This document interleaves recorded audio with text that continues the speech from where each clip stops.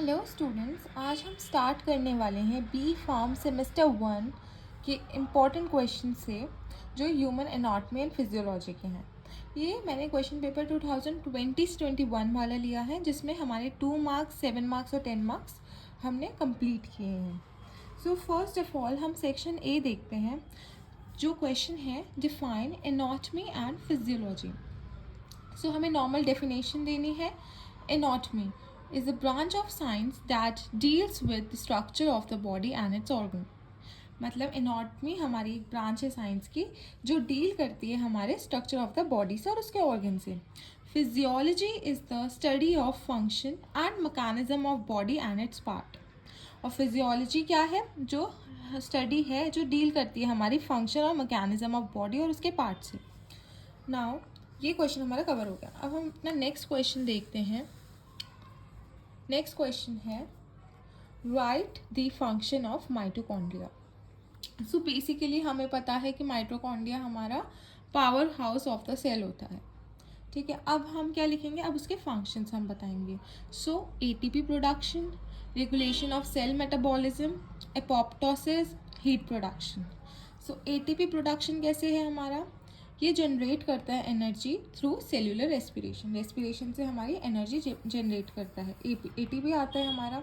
ठीक है, regulation of cell metabolism help करता है हमारा मेटाबॉलिक पाथवे में।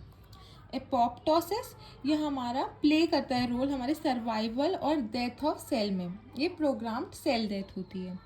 हीट प्रोडक्शन ये हमारे थर्मोजेनेसिस में होता है। ठीक है, बॉडी में जो थर्मोजेनेसिस होता है उसमें होता है। ठीक है, now next question is define osteoblast and osteoclast। Osteoblast mean a bone forming cell responsible for bone growth and mineralization। ठीक है, ये हमारा बोन फॉर्मिंग सेल है जो रिस्पॉन्सिबल हमारे बोन ग्रोथ और मिनरलाइजेशन की। Osteoclast is a bone resorbing cell that break down bone tissue to release minerals.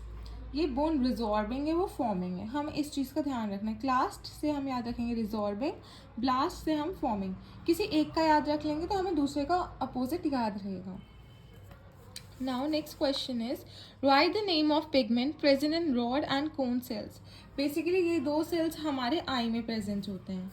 ठीक है, आई में होते हैं। तो जो रॉड सेल्स है उसके पास रोडोप्सिन होता है जो हेल्प करता है हमारा लो लाइट वर्जन में, अंधेरे में हमारे को हेल्प करता है। कोन सेल्स हमारे जो है कंटेन आइडोप्सिन जो कलर विजन के लिए रिस्पॉन्सिबल होता है। Now next question is what is catabolism and anabolism। So catabolism क्या होता है? Breakdown of complex molecules into simpler ones। Okay, मतलब जो हमारा कॉम्प्लेक्स मॉलिक्यूल है वो टूटता है हमारे स्मॉलर वंस में और रिलीज करता है एनर्जी, जैसे कि breakdown of glucose in respiration. अब है हमारा एनाबॉलिज्म। एनाबॉलिज्म क्या होता है? Synthesis of complex molecule from simpler one. मतलब सिंपलर सब्सटेंस से हमारा एक कॉम्प्लेक्स मॉलिक्यूल बनता है और इसमें हमारे को एनर्जी रिक्वायर होती है। ओके, नाउ इसका एग्जाम्पल क्या है? Protein synthesis from amino acids. Next question write about two main function of skin.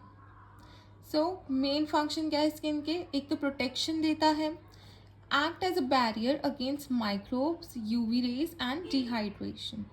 Temperature regulation, maintain करता है बॉडी का टेम्परेचर थ्रू स्वेटिंग और ब्लड फ्लो से। बहुत सिंपल है, इसमें कुछ अलग से समझाने की ज़रूरत नहीं है। Now define sagittal and parasagittal plane. So sagittal plane है एक वर्टिकल प्लेन जो डिवाइड करता है बॉडी को लेफ्ट और राइट पार्ट में। पैरासजाइटल प्लेन जो है वो प्लेन पैरेलल है हमारे सजाइटल प्लेन से, but at mid line dividing body into unequal left and right part. Next question name the bone present in ear. So there are 3 bones present in ears, malleus, incus, stapes। Define the term homeostasis. Homeostasis क्या होता है? It is a process by which body maintains a stable internal environment despite external changes। मतलब बाहर कोई भी change आएगा पर body के अंदर हमारा सेम इन्वायरमेंट रहता है, जैसे कि हमारे टेम्परेचर हो गया, पीएच हो गया, etcetera, maintaining blood pH, temperature, glucose level. Now the last question is what is erythropoiesis?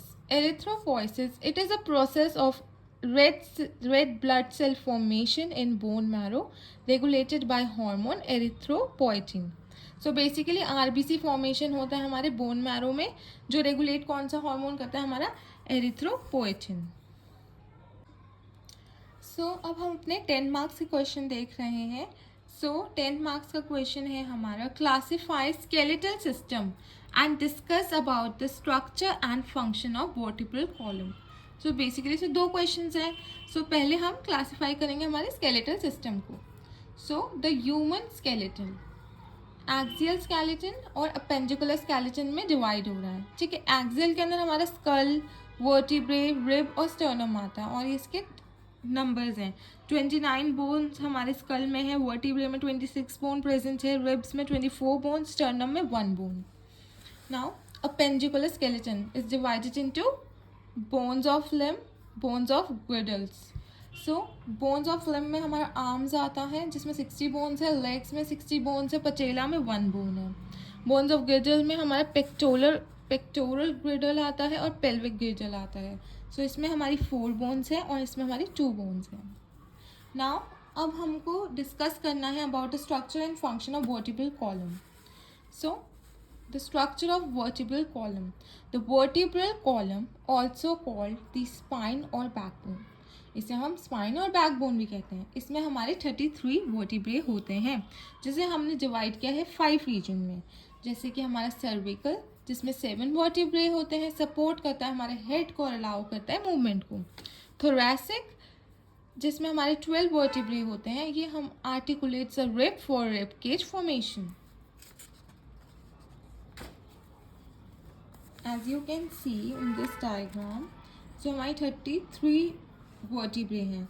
Cervical C1 C7, thoracic T1 T12, lumbar 11 to L5,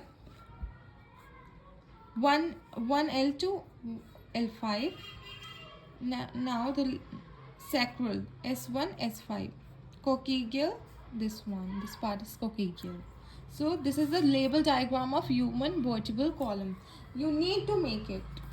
जितना आप डायग्राम्स बनाओगे उतना ही एग्जामिनर आपकी डायग्राम्स में ध्यान देगा और आपकी राइटिंग को कम देखेगा basically. But you need to mention the sub headings, that is really important. So now lumbar में 5 वर्टिब्रे है, मैंने आपको दिखाया था, जो बेयर करते हैं बॉडी के वेट को, बॉडी वेट को बेयर करते हैं और प्रोवाइड करते हैं फ्लेक्सिबिलिटी. सैक्रम 5 फ्यूज वर्टिब्रे होते हैं जो कनेक्ट करते हैं हमारे स्पाइन को पेल्विक गिर्डल से. कॉकेक्स जिसमें 4 फ्यूज वर्टिब्रे होते हैं जो प्रोवाइड करते हैं support and balance. Each vertebrae consist of body क्या करता है, वेट बेयरिंग पार्ट है हमारा. वर्टिब्रल फोरमन जो स्पेस है हमारे स्पाइनल कॉर्ड के लिए. Spinous and transverse processes, muscle attachment points हैं हमारे. इंटरवर्टिब्रल डिस्क, शॉक एब्जॉर्प्शन और फ्लेक्सिबिलिटी के लिए. नाउ अब हम इसके फंक्शन, स्ट्रक्चर हमने देख लिया, अब हम इसके फंक्शंस देखेंगे. So functions of vertebral column, support करता है, प्रोटेक्शन देता है, मूवमेंट कराता है, शॉक एब्जॉर्प्शन करता है, अटैचमेंट करता है मसल्स का. सो सपोर्ट कैसे करता है, मेंटेन करता है हमारा पॉस्चर और सपोर्ट करता है हेड और ट्रंक को. Protection in cases and protect spinal cord. Movement allow करता है ब्लेंडिंग और twisting and rotation. Shock absorption जिसमें intervertebral disc cushion impact. Attachment for muscle, help करता है इन मूवमेंट एंड स्टेबिलिटी. और हमें थोड़ा सा कंटेंट बढ़ाने के लिए 10 मार्क्स में पूछा गया है तो हम इस पर थोड़ा सा कंपैरिजन डाल देंगे. ठीक है, सो इसके फीचर्स देखेंगे हम, सर्विकल, थोरैसिक और लंबर के. बेसिकली अब हम इसका मेन फीचर ले रहे हैं बॉडी. तो इसकी बॉडी स्मॉल एंड वाइड है, इसकी लार्ज और हार्ट शेप्ड है, इसका मैसिव और किडनी शेप्ड है. स्पाइनस प्रोसेसेस, ये हमारा शॉर्ट और स्प्लिट है. लॉन्ग एंड डाउनवर्ड है, शॉर्ट एंड थिक है, वर्टिब्रल फोरामन ट्रायंगुलर, सर्कुलर और ट्रायंगुलर है, transverse processes, has foramina, has rib facets, thin tapered, facet orientation slanted है फॉर मूवमेंट, पोस्टीरियरली है हमारे रिब्स के लिए और वर्टिकल है फॉर स्टेबिलिटी। मूवमेंट्स में ऑल डायरेक्शन है, बहुत मोबाइल रहता है सर्विकल वाला, इसमें सम रोटेशन एंड लिमिटेड फ्लेक्सेशन है, थोड़ा बहुत ही होता है, और फ्लेक्सेशन है इसमें, एक्सटेंशन भी कर सकते हैं और लिटिल रोटेशन भी कर सकते हैं हमारे लंबर में। नेक्स्ट क्वेश्चन है define blood coagulation, write and detail about different stages involved in blood coagulation. So basically हम इसे डिफाइन करेंगे, blood coagulation is the process of clot formation to stop bleeding after injury. It involve platelets, clotting factors and fibrin to form a stable clot. ठीक है, blood coagulation क्या होता है, जिसमें हमारा क्लॉट फॉर्मेशन होगा, ताकि क्यों करना है हमें, ताकि हमारी ब्लीडिंग रुक सके। जब हमारे को चोट लगे, इंजरी हो, एक्सीडेंट हो, तो हमारा ब्लड रुके, तो बॉडी अपना भी थोड़ा काम करती है, बॉडी के मैकेनिज्म है, तो वो ब्लड कोगुलेशन एक हद तक करती है। ठीक है, कैसे करेगी, इसके पास क्या क्या होता है, प्लेटलेट्स होते हैं, क्लॉटिंग फैक्टर होता है, फिब्रिन होता है, ताकि वो फॉर्म कर सके एक स्टेबल क्लॉट। अब स्टेजेस क्या है हमारे ब्लड कोगुलेशन की, वस्कुलर स्पाज्म, जिसमें हमारा वेसो कॉन्स्ट्रिक्शन होता है। So blood vessels narrow to reduce blood loss. Blood vessels हमारी नॉर्मली ऐसी होती हैं, बट जब चोट लगती है तो वो नैरो हो जाती है, मतलब पतली हो जाती हैं इस तरीके से। So platelets and injured tissue release vasoconstriction. जो प्लेटलेट और इंजर्ड टिश्यू होते हैं वो रिलीज करते हैं हमारे वेसो कॉन्स्ट्रिक्शन, जो हमारा जो है सेरोटोनिन। ठीक है, ये हमारे लोकल हॉर्मोन्स होते हैं। प्लेटलेट प्लग फॉर्मुलेशन, दूसरा स्टेप है platelet plug formulation. Platelet stick to exposed collagen, ये हमारे एडेशन का काम करते हैं, ये हमारे ना चिपक जाते हैं। प्लेटलेट हमारे एक्सपोज कोलेजन, जहाँ पे चोट लगे वहाँ पे चिपकने लगते हैं। They release chemical like ADP and thromboxane A2 to attract more platelet. ठीक है, एग्रीगेशन कराते हैं बेसिकली, ये केमिकल्स रिलीज करते हैं हमारे ADP और हमारा thromboxane A2। Next coagulation cascade, clot formation, intrinsic और एक्सट्रिंसिक पाथवेज के दो पाथवेज हैं हमारे, इंट्रिंसिक और हमारे एक्सट्रिंसिक, जो एक्टिवेट करते हैं क्लॉटिंग फैक्टर्स को। इसमें हमारा जो प्रोथ्रोम्बिन है वो कन्वर्ट होता है थ्रोम्बिन में, थ्रोम्बिन फिब्रिनोजन में, और फिब्रिन बनता है जो स्टेबल क्लॉट बनाता है। ठीक है, अब हमारा फोर्थ क्या है, हमारा clot retraction and fibrinolysis. The clot shrinks to close the wound, clot जो है हमारा श्रिंक होने लगता है जिससे कि हमारा वुंड बंद हो सके। Plasmin enzyme dissolve the clot after healing, और ये जो एंजाइम है प्लाज्मिन हमारा, ये क्लॉट को ख़त्म कर देता है जब हीलिंग होने लगती है। ठीक है, अब ये डायग्राम मोस्ट इम्पॉर्टेंट है, अगर ये नहीं बनाओगे तो नंबर नहीं मिलेगा। ठीक है, इंट्रिंसिक एक्सट्रिंसिक, यहाँ पे हमारे फैक्टर्स आए, ये सारे फैक्टर ऐसे मिलके प्रोथ्रोम्बिन फिब्रिनोजन और कोगुलेशन कराएंगे। ठीक है, फिब्रिन का क्लॉट बनाएंगे। ठीक है, ये इसका डायग्राम है, that is really most important.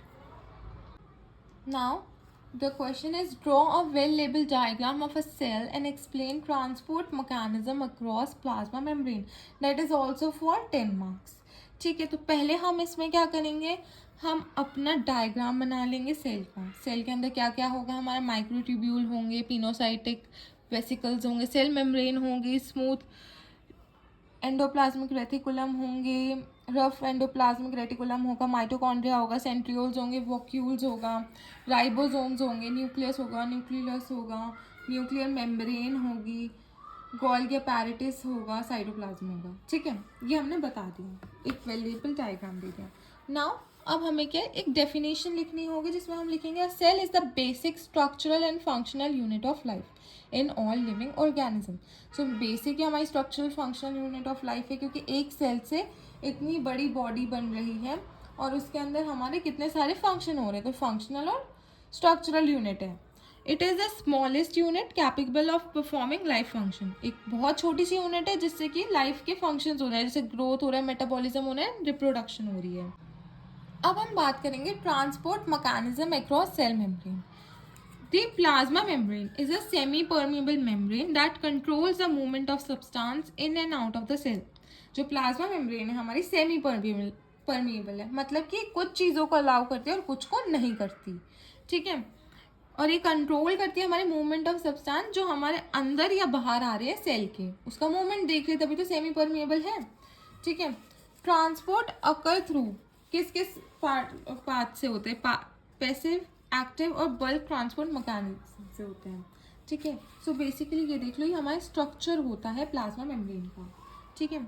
यहाँ पे ये phospholipid bilayer, it is a phospholipid bilayer, ठीक है। कैसे है हमारी जो है, हमारे फॉस्फोलिपिड्स हैं हमारे दो जगह पे हैं, लिपिड बाइलेयर, इस वजह से बाइलेयर है, ठीक है। और यहाँ पे हमारे ग्लाइकोलिपिड है, ग्लाइकोप्रोटीन है, इंटीग्रल प्रोटीन है, ये टाइप ऑफ प्रोटीन है आपकी, ग्लाइकोप्रोटीन और इंटीग्रल प्रोटीन और पेरिफेरल प्रोटीन। और यहाँ पे हमारे कोलेस्ट्रॉल है, ठीक है। तो ये हमारा पूरा स्ट्रक्चर है। और जो इसका है, इसमें ये हमारा जो है यहाँ पे ये जो है, ये हाइड्रोफिलिक हेड है और हाइड्रोफोबिक टेल है।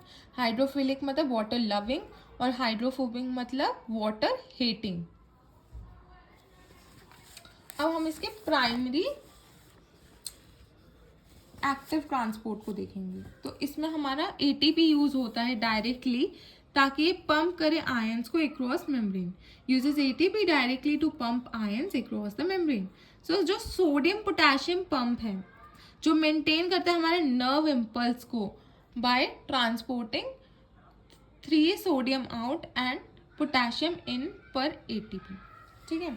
अब हमारा सेकेंडरी ट्रांसपोर्ट है जिसे हम कोर ट्रांसपोर्ट कहते हैं, ठीक है। ये यूज़ करता है energy from one molecule movement to transport another, ठीक है। अब इसमें दो टाइप होता है, एक सिम्पोर्ट होता है, एक एंटीपोर्ट होता है। सो सिम्पोर्ट मतलब जो दोनों मॉलिक्यूल है वो सेम डायरेक्शन में मूव करेंगे, एंटीपोर्ट मतलब जो मॉलिक्यूल्स हैं वो अपोजिट डायरेक्शन में मूव करेंगे। जैसे सोडियम ग्लूकोज ट्रांसपोर्ट होता है हमारे इंटेस्टाइन में, वो सेम डायरेक्शन में मूव करते हैं। और हमारे जो सोडियम कैल्शियम एक्सचेंजर हमारे कार्डियक सेल में, वो अपोजिट डायरेक्शन में मूव करते हैं। Now, passive transport. So, no energy required. पिछले वाले में एनर्जी हमें चाहिए थी, इसमें कोई एनर्जी नहीं चाहिए। अलॉन्ग कॉन्सेंट्रेशन ग्रेडियंट, जो मॉलिक्यूल है मूव करेगा हाई से लो कॉन्सेंट्रेशन में without using cellular energy. High से लो में जाएगा without using cellular energy. Cellular energy हमारी एटीपी के फॉर्म में होती है, ठीक है। अब इसमें हमारी 3 चीज़ें हैं, सिंपल डिफ्यूजन, फैसिलिटेटेड डिफ्यूजन और ऑस्मोसिस। सो सिंपल डिफ्यूजन में क्या है, मूवमेंट होगा स्मॉल नॉन पोलर मॉलिक्यूल्स का, जो कौन से होते हैं, O2, CO2, लिपिड, ठीक है। किसके थ्रू होगा, हमारे लिपिड बाइलेयर से होगा। Example, exchange of gases in lungs, बहुत ईजी एग्जाम्पल है, ठीक है। दूसरा है हमारा फैसिलिटेटेड डिफ्यूजन, ये क्या कहता है, ट्रांसपोर्ट करेंगे हम लार्ज और पोलर मॉलिक्यूल्स को, उसमें स्मॉल और नॉन पोलर मॉलिक्यूल्स है, इसमें लार्ज और पोलर मॉलिक्यूल्स है, जैसे glucose, amino acids, ions, with the help of carrier protein, किसी चीज़ के कैरियर प्रोटीन से, किसी भी चैनल प्रोटीन से, जैसे हो गया ग्लूकोज का ट्रांसपोर्ट थ्रू ग्लूट प्रोटीन्स, ठीक है। ऑस्मोसिस, ऑस्मोसिस क्या होता है, movement of water molecule through a semi permeable membrane from a region of low concentration to high solid concentration. Low concentration से हाई सॉलिड कॉन्सेंट्रेशन में जाएगा, कहाँ से ये आ रहा है हमारा, किससे मूव कर रहा है, सेमी परमेबल मेम्ब्रेन से कर रहा है, ठीक है। Water absorption by plant root, वो ऑस्मोसिस होता है, ठीक है। एक्टिव ट्रांसपोर्ट क्या होता है हमारा, जिसमें इसमें हमारी एनर्जी रिक्वायर्ड होती है अगेंस्ट कॉन्सेंट्रेशन ग्रेडियंट।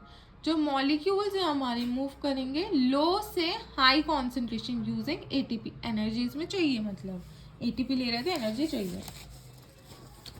अब इसमें होता है हमारा बल्क ट्रांसपोर्ट, ठीक है।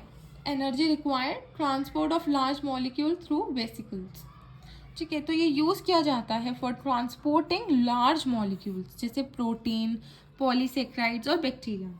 ये 2 तरीके से हो रहा है, एक तो एंडोसाइटोसिस, एक होता है एक्सोसाइटोसिस। नाम से ही पता लग रहा है, exo means out, endo means into the cell, ठीक है। एंडो में हमारा आएगा फेगोसाइटोसिस। फेगोसाइटोसिस से क्या है हमारा, cell eating, engulfing solid particles, WBC engulf bacteria, ये एग्जाम्पल हो गया। पिनोसाइटोसिस, पिनो से मतलब याद रखना पीता है, cell drinking, engulfing liquid and dissolve substances, ठीक है। रिसेप्टर मीडिएटिव इंडोसाइटोसिस मतलब specific molecules binds to receptor before being engulf. पहले क्या है, जो मॉलिक्यूल है बाइंड करते रिसेप्टर से इनगल्फ करने के पहले, जैसे कि हमारा एलडीएल कोलेस्ट्रॉल अपटेक। ठीक है। अब एक्सोसाइटोसिस में क्या है, इसमें हमारे जो वेसिकल्स हैं वो फ्यूज होते हैं प्लाज्मा मेम्ब्रेन के साथ ताकि वो रिलीज कर सके किसी भी सब्सटेंस को out of the cell. Neurotransmitter release from nerve cells. अब हम अपने सेक्शन सी कर रहे हैं जो कितने का, हमारे 7 मार्क्स का होता है। ठीक है। Right about structure and function of plasma membrane. Firstly हम डिफाइन करेंगे प्लाज्मा मेम्ब्रेन क्या है, जो अभी हमने पढ़ा है उसी को हम और अच्छे से इलैबोरेट करेंगे। The plasma membrane also called cell membrane is the membrane found in cells that separates the interior of the cell from the outside environment। ठीक है। प्लाज्मा मेम्ब्रेन को हम सेल मेम्ब्रेन कहते हैं।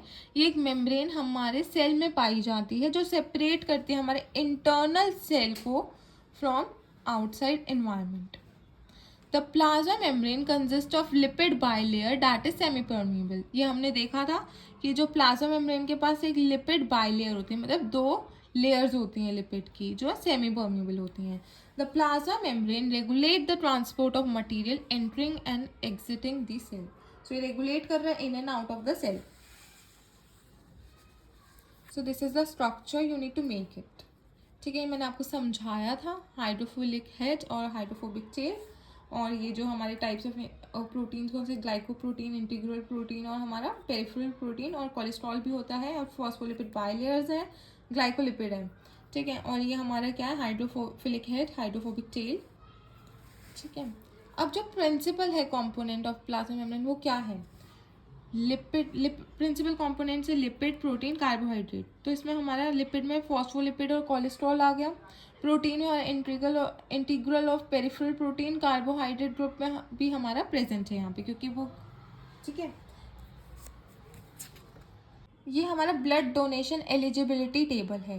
ठीक है। जैसे डोनर का ब्लड टाइप और वो किस किस को डोनेट कर सकता है। जैसे A positive, A negative, A B positive को करेगा, ए नेगेटिव, ये हमारा A positive, A negative, A B positive, A B negative को करेगा। बी पॉजिटिव हमारा B positive, A B positive को करेगा।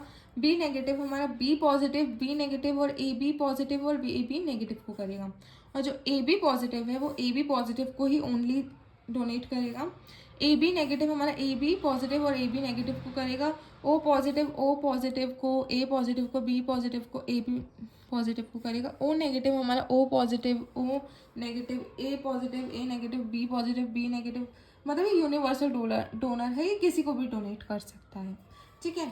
अब ये एक कंडीशन है कि जो हीमोलाइटिक डिजीज़ है न्यू बॉर्न में होती है, जो जिसे हम एरिथ्रोब्लास्टोसिस कहते हैं, एरिथ्रोब्लास्टोसिस फेटलिस। ये this occurs when RH negative mother carries an RH positive foetus. ये तब होती है हमारे एरिथ्रोब्लास्टोसिस फेटलिस। ये कब होता है, जब एक मदर जो RH नेगेटिव एंटीजन है, ठीक है, RH नेगेटिव मदर है, उसके पास बेबी हमारा RH पॉजिटिव है, तो ये कंडीशन तब हो सकती है। Now next question is explain positive and negative feedback mechanism with example. So feedback system क्या होता है? It is a biological mechanism that help maintain homeostasis by regulating blood function. ये एक हमारा बायोलॉजिकल मैकेनिज्म है जो हेल्प करता है मेंटेन करने में होम्योस्टेसिस बाय रेगुलेटिंग हमारा ब्लड फंक्शन, बॉडी फंक्शंस। ठीक है। ये रेगुलेट करता है हमारे बॉडी फंक्शन को, होम्योस्टेसिस मेंटेन करके रखता है बेसिकली। सो इसमें क्या क्या होता है, हमारे रिसेप्टर होते हैं जो सेंसर्स होते हैं, डिटेक्ट करते हैं changes in internal external environment पे। कंट्रोल सेंटर जो प्रोसेस करता है इन्फॉर्मेशन और डिसाइड करता है रिस्पॉन्स, जो ब्रेन में होता है हमारा। Effector carries out the response to restore balance. ठीक है। ये 3 चीज़ें होती हैं। ये डायग्राम बनाना मोस्ट इंपॉर्टेंट है। ठीक है। सो हमारा क्या हुआ, रिसेप्टर्स आए, जी रिसेप्टर गए हमारे कंट्रोल सेंटर पे, कंट्रोल सेंटर से इफेक्टर पे, इफेक्टर से हमारा वापस होम्योस्टेसिस मेंटेन हो गया। ठीक है। ये है a loop system where system response to a perturbation. Now there are 2 type of feedback system: negative feedback system, positive feedback system. It causes decrease in function. Negative होगा तो decrease होगा my function में. It works in opposite direction of the change. जैसे कि high BP हो गया तो लो BP करने के लिए वो नेगेटिव फीडबैक लेगा, ठीक है। बॉडी टेम्परेचर हाई है उसके लिए भी। सो फर्स्ट हमारा डिटेक्टर आएगा, ठीक है, नर्व एक्टिंग पे। कंट्रोल सेंटर से क्या होगा, cell in the hypothalamus of brain, ठीक है। इफेक्टर पे जाएगा, जो इफेक्टर कहाँ होगा, skeletal muscle shivering, body vessel narrow होगी, ब्लड वेसल नैरो होगी, जिससे बॉडी जो टेम्परेचर बढ़ा हुआ है वो लॉस ऑफ हीट करेगा, जिससे कि बॉडी टेम्परेचर कम हो जाएगा। यहाँ पे इनिबिशन होगा और यहाँ पे स्टिमुलेशन होगा, ठीक है। डिटेक्टर आया, कंट्रोल सेंटर, इफेक्टर, इससे बॉडी टेम्परेचर बढ़ा हुआ है, लॉस हो जाएगा उसका हीट और इससे बॉडी टेम्परेचर कम हो जाएगा। ऐसे हमारा आता है positive feedback system. It causes increase of function, it work in same direction of changes. वो ऑपोजिट डायरेक्शन में काम करता है, सेम डायरेक्शन में। डिटेक्टर है, स्टार्च रिसेप्टर करा, कंट्रोल सेंटर ने क्या किया, ज़्यादा ऑक्सीटोसिन रिलीज किया, जिससे कि हमारा जो इफेक्टर है वो इंक्रीज करेगा, कॉन्ट्रैक्शन ऑफ मसल्स इंक्रीज होगा, कॉन्ट्रैक्शन, तो उससे क्या होगा, बेबी का बर्थ हो जाएगा। तो बर्थ के टाइम हम पॉजिटिव फीडबैक सिस्टम आता है, ठीक है। एक आप ये डायग्राम भी बना सकते हैं कंट्रोल ऑफ होमोस्टेसिस का। ऑर्गेनिज्म इन होमोस्टेसिस एक्सटर्नल और इंटरनल चेंजेस होंगे, ठीक है। सो इंटरनल चेंज रिलीज करेगा हमारा लॉस ऑफ होमोस्टेसिस से। ऑर्गेनिज्म अटेम्प्ट टू कंपनसेट, तो कंपनसेशन फेल होगा तो इलनेस और डिजीज होगी, और कंपनसेशन सक्सेस होगा तो वेलनेस हो जाएगी। Now the question is discuss the mechanism of physiology of hearing. Physiology मैंने आपको क्या बताया था, it is a study, it is a branch of science that deals with the study of किससे, फंक्शन से ऑफ द बॉडी, ठीक है। सो क्या है हमारी फिजियोलॉजी, अगर हम हियरिंग की बात करेंगे तो हम इसके फंक्शनिंग की बात कर रहे हैं। The process of hearing involves the conversion of sound waves into neural signals that can be interpreted by the brain. The mechanism occurs through several key structures in the ear, ठीक है। तो ये process है hearing का, जो involve करता है हमारा साउंड वेव्स को कन्वर्ट करता है न्यूरल सिग्नल्स में, जो हमारा इंटरप्रेट किया जाता है ब्रेन से। इसमें हमारी कुछ की स्ट्रक्चर्स हैं। एनाटॉमी अगर हम देखें इसकी, so ear consist of 3 main parts, outer ear, middle ear, inner ear, ठीक है। तो आउटर ईयर में pinna and external auditory canal है। मिडल ईयर में हमारा टिम्पेनिक मेम्ब्रेन है, जो हमारा ईयर ड्रम कहलाता है, और ऑसिकल्स जो हमारे क्या है, मेन है हमारी मैलियस इनकस्टेप्स बोन्स है हमारी।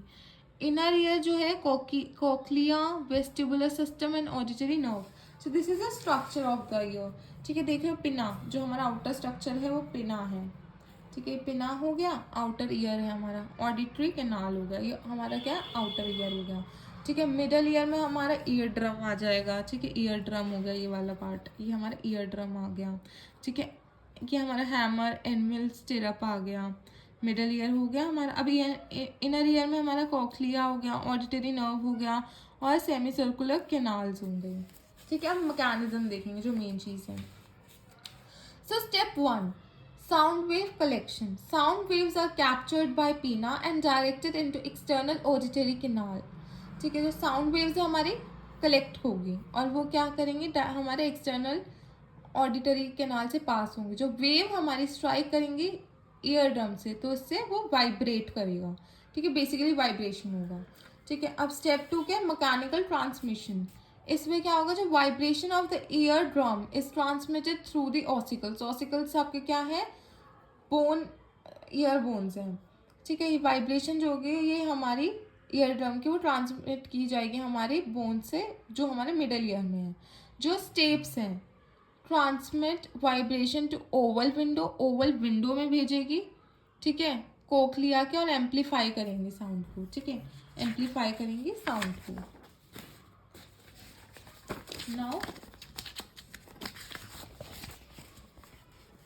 कन्वर्जन टू इलेक्ट्रिकल सिग्नल्स, ये कन्वर्ट करेंगे इलेक्ट्रिकल सिग्नल्स में। कैसे करेगी, the vibration create wave in perilymph and endolymph fluid inside the cochlea. Cochlea के अंदर फ्लूइड होता है पेरिलिम्फ और एंडोलिम्फ, उसके अंदर ये हमारा क्या करेंगे, वेव्स क्रिएट करेंगे, vibration. These wave causes movement of basilar membrane where organ Corti is located.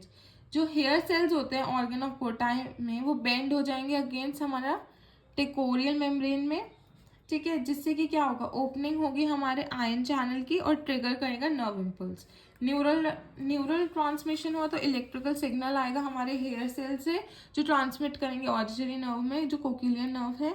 जो nerve impulse travel through brain stem to auditory cortex in temporal lobe of the brain. Physiology देखें तो इसकी हमारी ये है, frequency perception, different part of cochlea respond to different frequencies, different part जो respond करेगा different frequencies में, जैसे high frequency near the base, low frequency near the apex.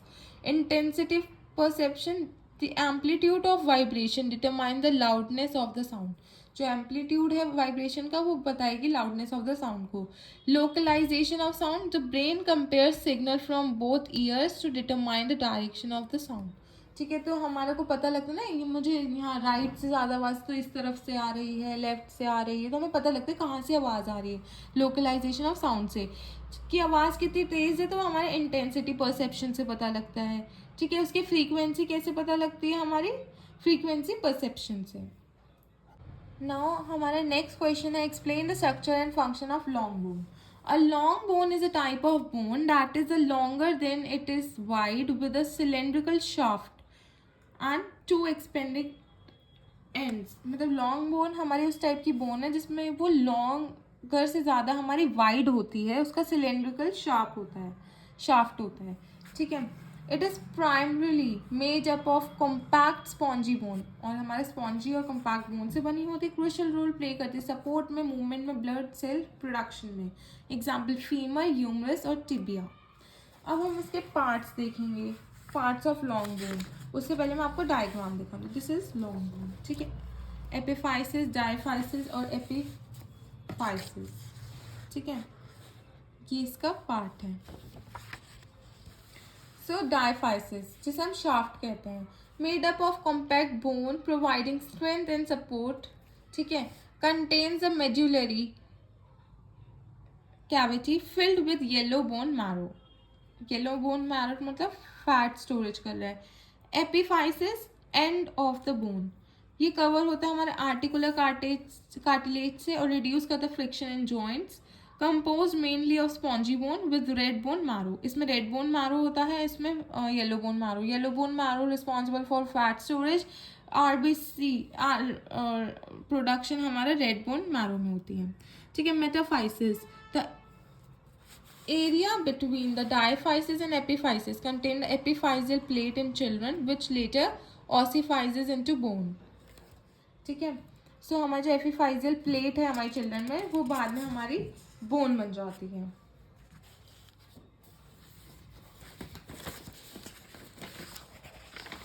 फिर आता है हमारा पेरियोस्टियम।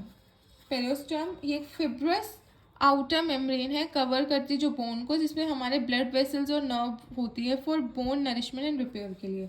एंडोस्टेरम क्या होता है, हमारा एक थिन मेम्ब्रेन लाइनिंग होती है मेड्यूलरी कैविटी में, जिसमें बोन फॉर्मिंग सेल्स होते हैं, ऑस्टियोब्लास्ट और बोन डिसॉर्बिंग हमारा ऑस्टियोक्लास्ट। ठीक है, एंडोस्टेरम में होते हैं। ठीक है, फंक्शंस क्या है हमारा, सपोर्ट करती है, प्रोवाइड करती है structural framework to support the body. Movement कैसे, मूवमेंट में हेल्प करती है, वर्क करती है with muscles to enable movement. Protection, shield करती है वाइटल ऑर्गन, जैसे फीमर प्रोटेक्ट करता है थाई मसल्स को। Blood cell production, RB red marrow in spongy bone produces RBC and WBC. Mineral storage, store करेगी कैल्शियम और फॉस्फोरस को for body function. Fat storage, yellow marrow store करेगी fat को as a energy reserve. Growth and development, the epiphyseal plate enables bone growth in length. और ये long bone का diagram है। Epiphysis, ठीक है, ये आर्टिकुलर कार्टिलेज। ठीक है, ये एपिफाइजियल लाइन है हमारी, spongy bone, medullary cavity, nutrient foramen, endosteum. ठीक है, पेरियोस्टियम, आर्टिकुलर कार्टिलेज, एपिफाइसिस। ऐसे आपको डायग्राम पूरा बनाना है। Now the next question is define cell division and explain somatic cell division. So cell division बता देंगे, cell division is the process by which a parent cell divides into two daughter cells. It is essential for growth, repair and reproduction. So इसके दो types होते हैं हमारा, mitosis और meiosis। ठीक है, mitosis क्या, इक्वेशनल डिवीजन, अकर होता है हमारे सोमैटिक सेल्स में, प्रोड्यूस करते दो आइडेंटिकल डॉटर सेल्स जो डिप्लॉयड होती हैं, और ये हमारा इंपॉर्टेंट है growth, tissue repair and sexual reproduction के लिए। फेजेस देखते हैं माइटोसिस के। फेजेस क्या होते हैं हमारे माइटोसिस में? Interphase, prophase, metaphase, anaphase, telophase, cytokinesis. ठीक है। सो इंटरफेज में क्या है? सेल प्रिपेयर करता है अपने आप को डिवीजन के लिए G1S और G2 फेजेस से। प्रोफेज में क्रोमोसोम कंडेंस होते हैं और न्यूक्लियर मेम्ब्रेन हमारी डिसॉल्व हो जाती है। मेटाफेज में क्रोमोसोम अलाइन हो जाते हैं सेंटर में। एनाफेज में जो सिस्टर क्रोमैटिड है वो सेपरेट हो जाती है हमारी, मूव करती है ऑपोजिट पोल्स में। ठीक है। और जो न्यूक्लियर मेम्ब्रेन है, टेलोफेज में न्यूक्लियर मेम्ब्रेन हमारी वापस बनती है और सेल स्टार्ट करता है वापस स्प्लिट होने में। साइटोकाइनेसिस में हमारे डिवीजन होता है साइटोप्लाज्म का, फॉर्मिंग 2 डॉटर सेल्स। हम इसे इस तरीके से डिफाइन करेंगे जिससे कि हमारा पेपर बहुत अट्रैक्टिव लगेगा, और अगर आप इससे करोगे तो आपके लिए भी बहुत इजी है कि आप इतने सारे स्टेप्स लिखो। इट्स बेटर कि आप इसका ऊपर डायग्राम बनाओ पूरा अच्छे से और इसे एक्सप्लेन करो। सो प्रोफेज में क्या है? A chromosome condense and become visible, spindle fibres emerge from the centromere, centrosome move towards opposite poles. ठीक है। प्रोमेटाफेज में क्या? जो क्रोमोसोम है continues to condense, kinetochores appear at the cytocentrometer, mitotic spindle microtubule attached to kinetochores। ठीक है, ये attach हो गए हैं। Chromosomes are lined up at metaphase plate. Each sister chromatid is attached to spindle fiber originating from opposite poles. Anaphase. Centromeres split in two sister chromatids, now called chromosomes, are pulled towards opposite poles. Certain spindle fibers begin to elongate the cell. Telophase. Chromosome arrive at opposite poles and begin to decondense. Nuclear envelope material surround each set of chromosomes. The mitotic spindle breakdown. Spindle fiber are continued to push apart. Cytokinesis. Animal cells में क्या होगा? A cleavage furrow separate the daughter cell. Plant cell में a cell plate the precursors to a new cell wall separate the daughter cells. अब हम थोड़ा सा meiosis के बारे में बता देंगे to increase the portion of this question. Meiosis reductional division कहते हैं, अकर्स इन जर्म सेल्स, किसमें? स्पर्म्स और एग्स में होता है। प्रोड्यूस करते हैं 4 नॉन आइडेंटिकल डॉटर सेल्स। ठीक है, जो हेप्लॉइड होते हैं, इंपॉर्टेंट है हमारे सेक्सुअल रिप्रोडक्शन और जेनेटिक वेरिएशंस के लिए। ठीक है। मियोसिस अकर इन 2 stages. Meiosis 1, homologous chromosome separate होते, टाइप डिप्लॉइड से हेप्लॉइड बनता है। मियोसिस में सिस्टर क्रोमैटिड सेपरेट होते हैं लाइक माइटोसिस। डिफरेंस क्या है? बेसिकली कई बार डिफरेंस भी पूछ लिया जाता है। सो लोकेशन में क्या है हमारे माइटोसिस और मियोसिस में? ये सोमैटिक सेल्स में होती है, जर्म सेल्स में होती है। नंबर ऑफ डिवीजन इसमें 1 होता है, इसमें 2 होता है। डॉटर सेल्स इसमें 2 होती है, इसमें 4 होती हैं, मतलब डिप्लॉयड और हिप्लॉयड। जेनेटिक वेरिएशंस क्या है? माइटोसिस में आइडेंटिकल सेल होते हैं, कोई जेनेटिक वेरिएशन नहीं होती। मियोसिस में येस होती है, जेनेटिक रिकॉम्बिनेशन होता है। So the last question is describe the basic anatomy of eye with the help of a diagram. Anatomy मैंने क्या बताया था? It is the branch of science that deals with the study of its body and its organ. Structure के बारे में हम पढ़ेंगे, इसके स्ट्रक्चर के बारे में, बॉडी के स्ट्रक्चर के बारे में। So layers of eyes. Firstly हमें डिफाइन करना है, the human eye is a sensory organ. Sensory organ है रिस्पॉन्सिबल हमारे विजन के लिए। It consist of 3 main layers and several internal structures that work together to form and processes image. ठीक है। Human आई हमारे सेंसरी ऑर्गन है, ये responsible हमारे विजन के लिए, देखने के लिए। इसमें 3 मेन लेयर्स होती हैं और जो सेवरल इंटरनल स्ट्रक्चर है वो एक साथ काम करते हैं ताकि फॉर्म कर सके हमारी इमेजेस, कि हमें जो दिख रहा है आई की वजह से दिख रहा है, सेंसरी ऑर्गन है, इमेज बना रहा है। अब लेयर्स देखेंगे तो 3 लेयर होती है, outer layer, middle layer, inner layer. So हमारी आउटर लेयर जो है फिब्रस लेयर होती है। इसमें क्या? कॉर्निया और स्क्लेरा होता है। Transparent front part that allow light to enter. Sclera क्या है? White tough outer covering that protect and maintain the shape of the eye. Middle layer vascular layer है जिसमें हमारा कोरोइड आता है, सिलेरी बॉडी, आइरिस और हमारा प्यूपिल। Choroids contain blood vessels to supply oxygen and nutrients. Ciliary body control length, shape for focusing.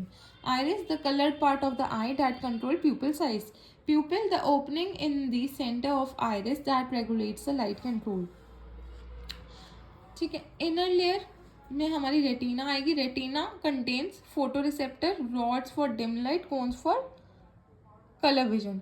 इसमें rhodopsin होता है हमारा पिगमेंट, इसमें आइडॉप्सिन हमारा पिगमेंट प्रेजेंट होता है. Macular fovea responsible for sharp central vision. Optic nerve ये ट्रांसमिट करती है विजुअल सिग्नल्स को हमारी ब्रेन तक. ठीक है. अब इसके सपोर्टिंग स्ट्रक्चर हमारा लेंस हो गया, aqueous humour, vitreous humour, lacrimal glands. ठीक है. तो लेंस क्या फोकस करता है लाइट को रेटिना पे. एक्वस ह्यूमर एक फ्लूइड है हमारे एंटीरियर चैम्बर में जो मेंटेन करता है इंट्रा ऑक्यूलर प्रेशर को, प्रेशर मेंटेन करता है. Vitreous humour gel like substance है, प्रोवाइड करता है शेप, सपोर्ट करता है आई बॉल को. लैक्रिमल ग्लैंड प्रोड्यूस करती है tears to keep eye moist. Now अब हम इसका स्ट्रक्चर देखेंगे. बेसिकली हम देखेंगे structure of the eye. So structural component of eye क्या है. ये विट्रस चैम्बर है, विट्रस ह्यूमर है. ठीक है. ये कॉर्निया है, आइरिस है, लेंस है, एंटीरियर चैम्बर है, सिलेरी बॉडी है, सस्पेंसरी लिगामेंट्स हैं, ऑप्टिक नर्व है, कोरॉइड है, रेटिना है, स्क्लेरा है, सस्पेंसरी लिगामेंट्स हैं, ऑप्टिक नर्व है. ठीक है. सिलेरी बॉडी है. ठीक है. हमारी आईलिड है ऊपर वाली, स्क्लेरा, प्यूपिल और हमारा आइरिस. सो ये हमारा पूरा होता है ये क्वेश्चन पेपर. और अगर आप इसे करके जाते तो आपके बहुत चांसेस है कि आप अच्छे मार्क्स स्कोर करें. और ट्राई करिएगा कि आप इसी वे में आंसर्स को लिखिए, इसी प्रेजेंटेशन के साथ, क्योंकि प्रेजेंटेशन ऑलवेज मैटर. आपका कंटेंट भी कई बार नहीं पढ़ा जाता है क्योंकि एग्जामिनर को बहुत सारी कॉपीज चेक करनी होती है. सो HAP में आप जितने भी डायग्राम बनाएंगे उतना यूजफुल रहेगा और आपको फुल मार्क्स मिलने के चांसेस रहेंगे. Thank you.